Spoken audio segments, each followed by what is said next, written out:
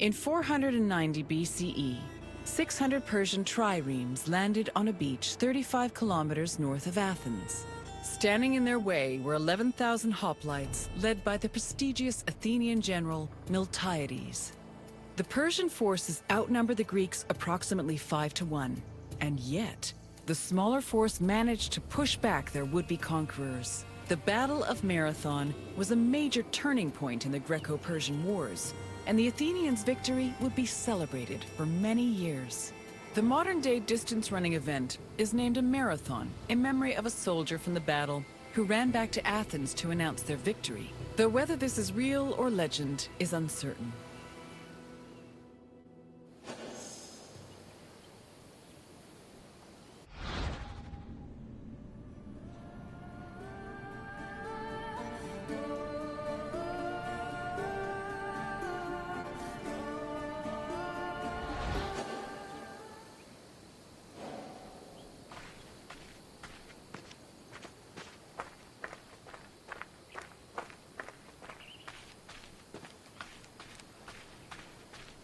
The Persians wanted to invade Greece in part due to its rich silver mines. In 545 BCE, they came closer to this goal after their victory over Croesus, the king of Lydia. The victory forced some Greek populations in Asia Minor to surrender and gave the Persians a solid foothold to carry out a large-scale invasion. In 494 BCE, the city of Miletus revolted against its Persian rulers. They were aided by Athens and the nearby city of Eretria, and even burned down an important Persian temple. The Persian king Darius was enraged by their sacrilege, and in 491 BCE, sent messengers to the Greek cities demanding their submission. Athens and Sparta killed the Persian messengers, goading Darius to invade. The Persians began their attacks, first capturing the city of Naxxos and enslaving its inhabitants, then taking the city of Eretria. Filled with confidence from their string of victories, the Persians set their sights on Athens.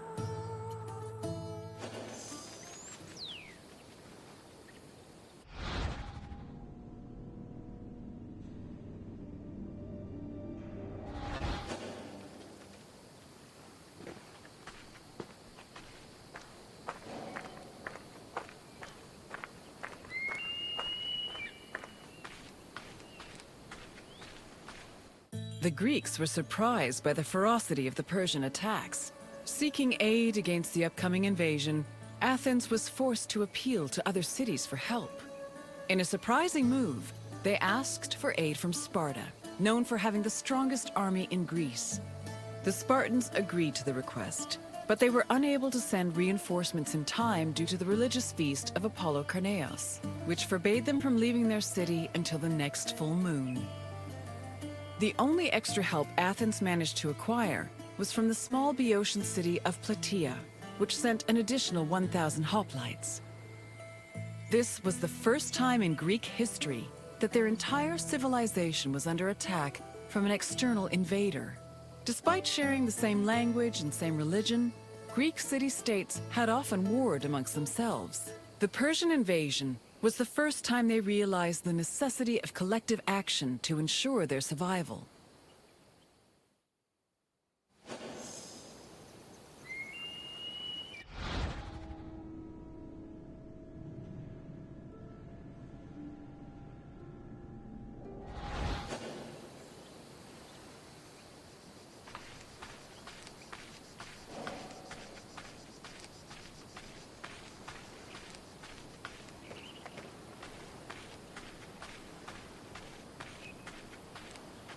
The Persian fleet originally planned to land at the port of Phaleron.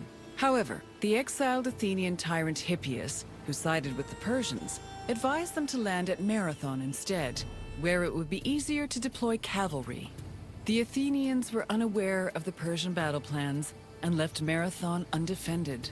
This allowed the Persians to quietly set up camp on the beach, while Athens scrambled to mount a defense.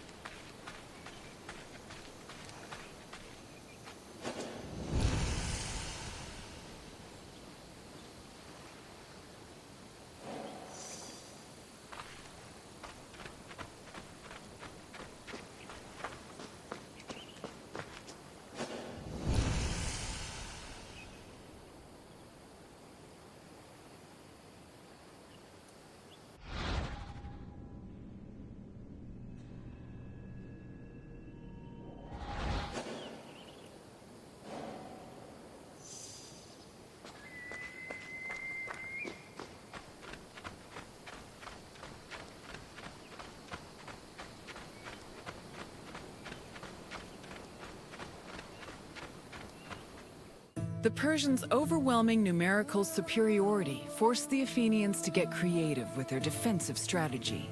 The city sent 10,000 hoplites, along with the extra 1,000 Plataean reinforcements, to a hill located above the Persian encampment. Once in position, Athenians had to decide whether to wait for the Persians to attack or to strike them first. Athens' strategists believed the former option was better, but the general Miltiades believed a first strike was more advantageous, as the Persians had their backs to the sea.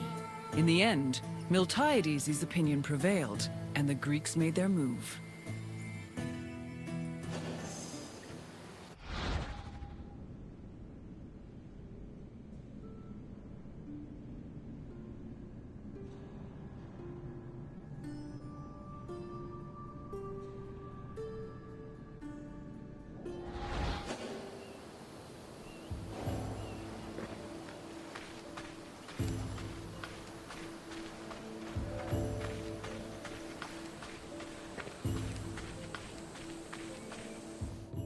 According to Herodotus, the Greek forces charged at the Persians without archers or cavalry. The Persians were unprepared for what they saw as an act of madness. While they were able to hold the Greeks back at first, they were eventually pushed back to their ships and forced to retreat.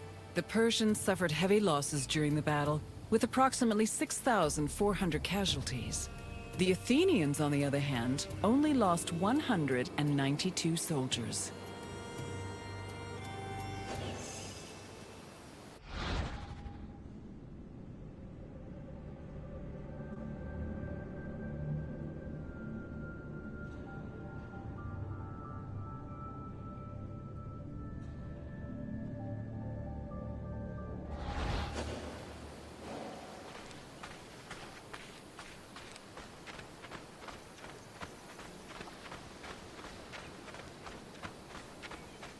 The victory at Marathon was considered miraculous.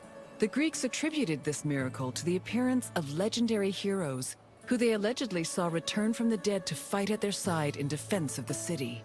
For example, several Athenians swore they saw the mythical king Theseus take up arms at Marathon, a scene which would later be depicted in Athens' Agora.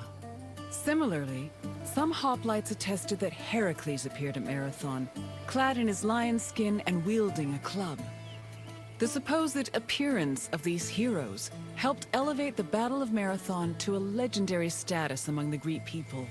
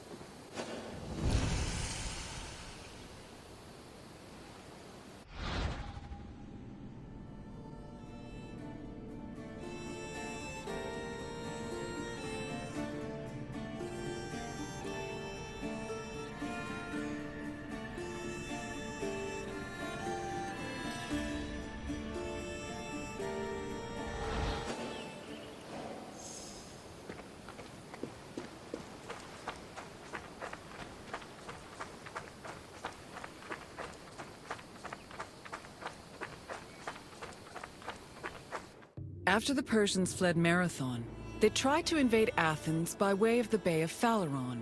However, this gave the Athenians time to return to their city and mount a proper defense. Fearing further losses, the admiral of the Persian fleet called off their attack, and the Persians returned to their empire. Darius was furious at the campaign's failure, and decided to seek vengeance in a retaliatory expedition from both land and sea. Meanwhile, Sparta begrudgingly congratulated Athens on their victory.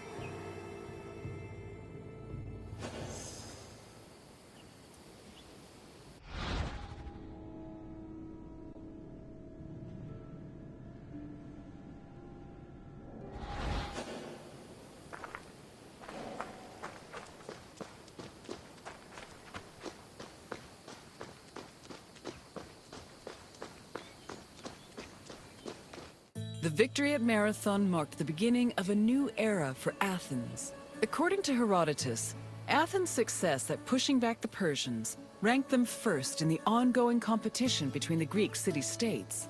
The Athenians immortalized their prestige by erecting monuments in both their own city and in Delphi.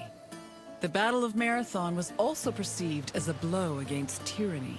Tyranny went from being perceived as a simple flaw in authoritarian excess to major treason against the homeland, a sin that rulers would take great pains to avoid being accused of.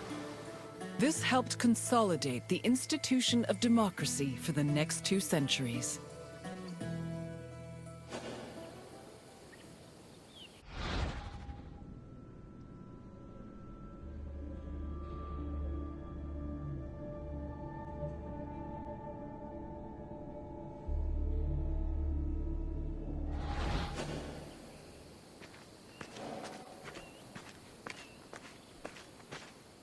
I hope you enjoyed this look into the famous Battle of Marathon.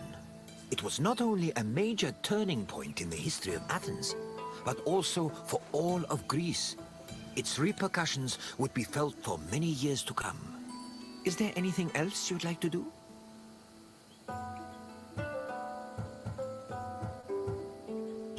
Farewell, traveler. I hope to see you again soon.